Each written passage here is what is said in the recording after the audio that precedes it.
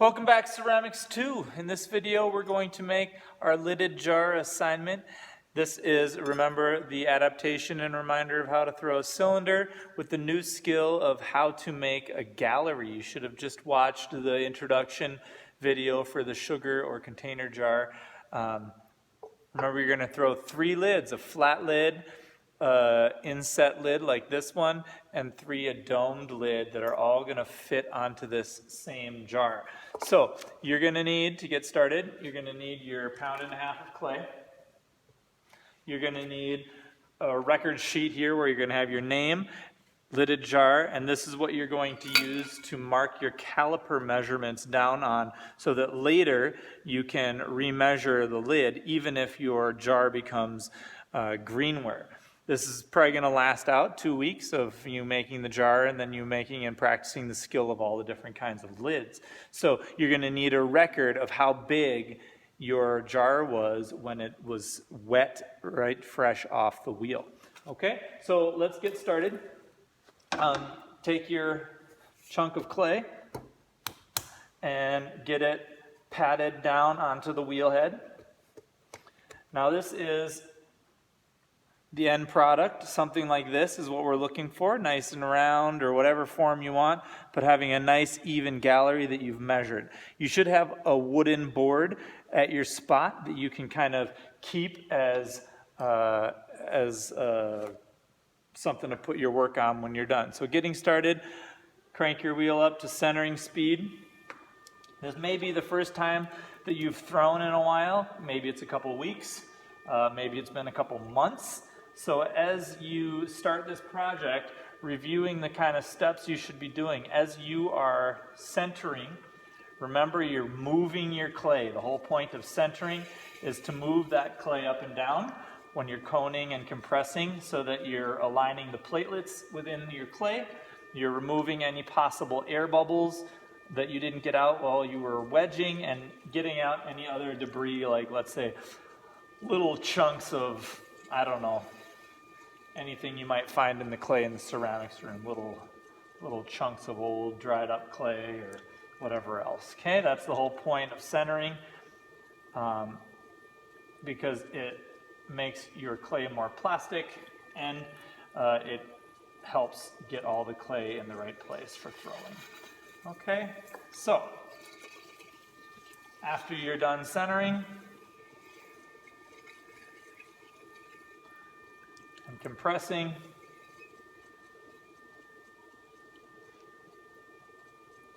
you're going to want to be throwing a cylinder. So remember that those steps for throwing a cylinder is that you want to have a nice flat bottom on the interior of your jar. So as you open all the way down to 1/4 inch floor, so you've got a nice even 1/4 inch floor. If you need to measure it with your pin tool because it's been a while, get out the old pin tool or needle tool and measure it.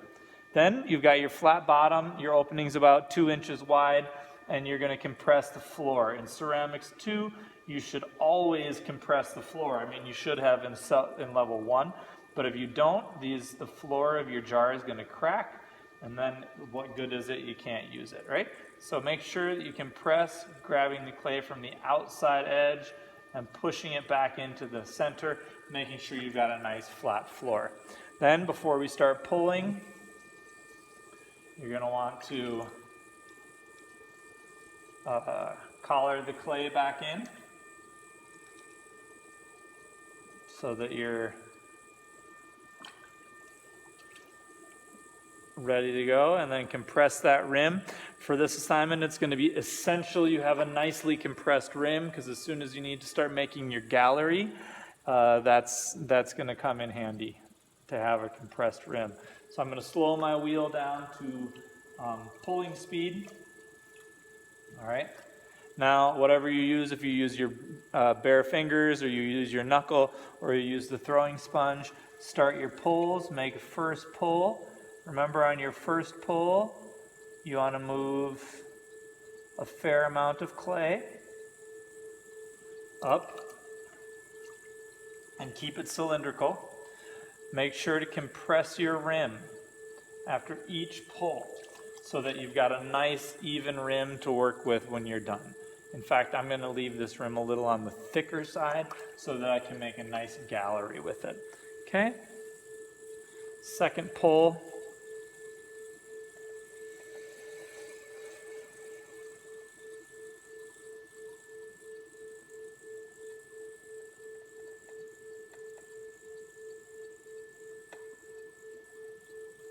Trying to get enough height out of it so I can manipulate it a bit.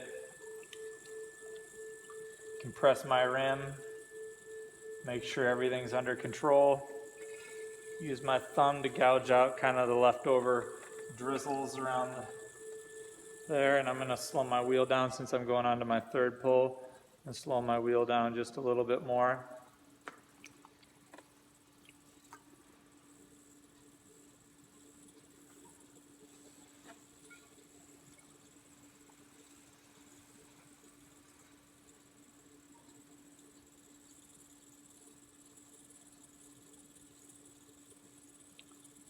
I know that I'm going to put a little shoulder on, so I'm going to leave a little clay right there in the shoulder area. Good. Now I've got my cylindrical form. I've worked on the craftsmanship of my throwing so that it's nice and thin and it's ready to be shaped. Okay?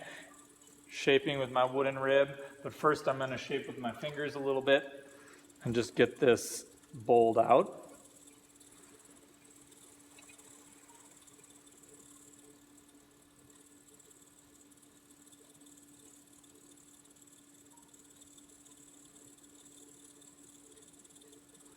Should be able to do a fair amount of the shaping with just your fingers.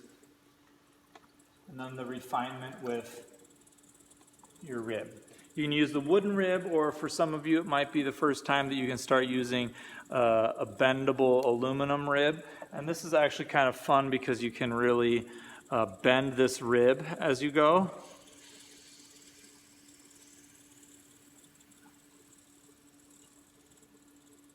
And smooth and round your shape so that you can get a nice, cool view. So if I kind of bend this down so you can see what that looks like, it's got more of a rounded body to it. Because of that rounded body, and I kind of went a little quick on it, it's a little off center, but we'll get that back in line here. I'm gonna use my wooden rib.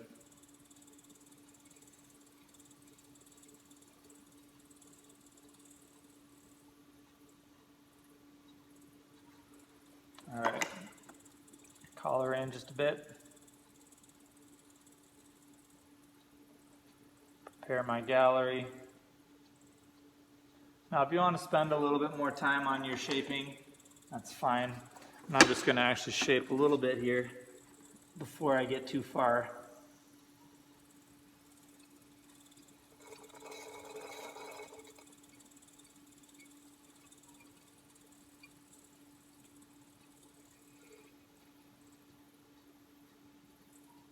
My apologies if my head's like in the way.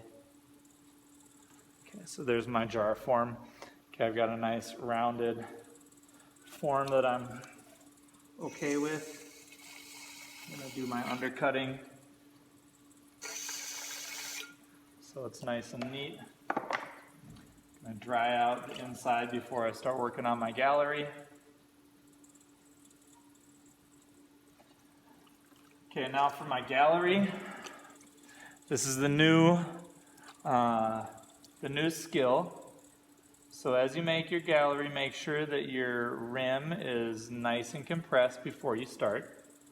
Then you're going to claw with your thumb and your middle finger and use your index finger to slightly, gently press down.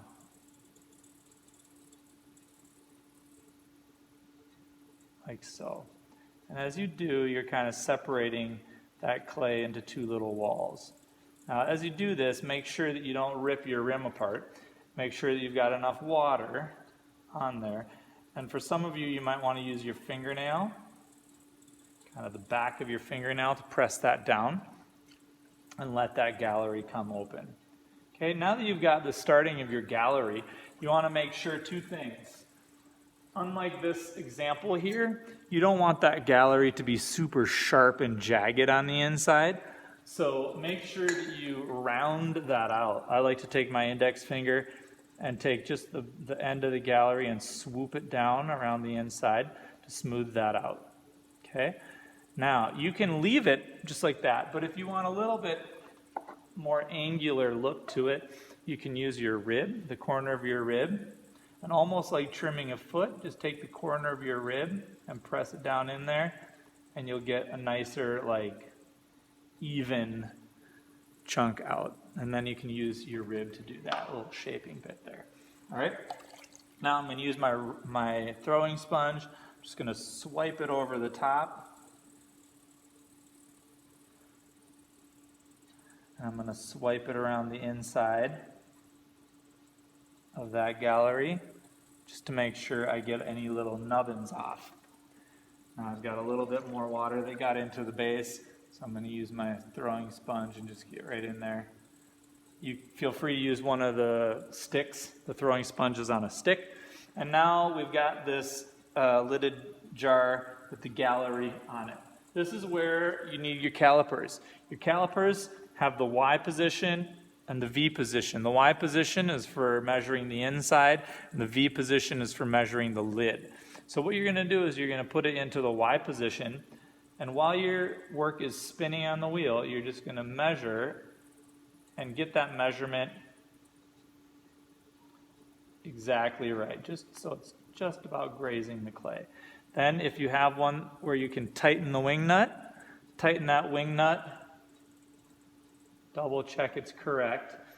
Now I'm going to turn my wheel off, and this is where your measuring paper comes in handy. Okay, so I'm going to take my measuring paper. Bear with me here for the video is a little bit hard to do this on. Take your measurement and trace right around the outside of your calipers. And you need to do this so that you have your measurement for next time. Now this will be easier for you because you're not trying to do it in front of a video.